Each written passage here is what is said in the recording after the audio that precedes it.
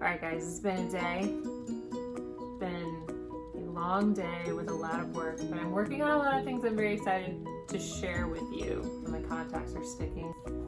First things first, Robot Princess t-shirt this week. We might see some more Robot Princess people around in the near future, but that's just a teaser trailer. It's finally happening. This week is June. June, I have a couple things to tell you about. It's got everything. It's got ice cream, tomatoes, twins, tragic losses, adoption, travel, lots of stuff going on in this song.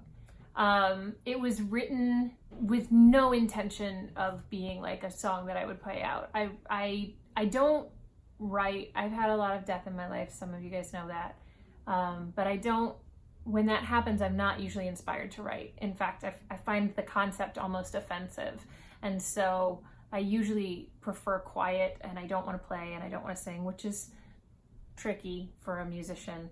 But when my grandmother June passed away, in the afternoon, I wrote this song. That same evening, I went to an open mic, like a song club thing that I attended. I played it that night, and then I got on a 3 a.m. Greyhound to go back to her funeral. And that was just a sequence of events, and I really only wrote it for my own catharsis, and I didn't expect to be playing it out ever.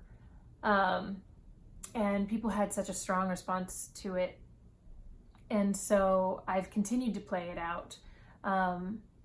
And as I said, there have been a lot of people that I've lost in my life, and some of those people have been amazing people, and some of them have been a mixed bag, which is what most people are. That's mostly what being human is.